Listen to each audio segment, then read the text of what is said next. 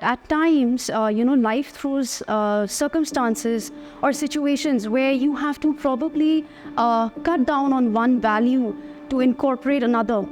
But that's something that I have learned from my family and my parents, that if there is ever a choice that you have to choose between a value that your family has taught you and that has been continued for generations and has withstood the tests of time, always choose that over an easier option. And that is obviously not the easier path to take, but I abide by that. And here I am speaking with all of you. And I always believe that learning is a two-way process. As much as I am talking to you, I'm sure you have a lot of authentic voices that will teach me so much. And as we step into adulthood and we stop our educational process, we think that learning ceases at that point.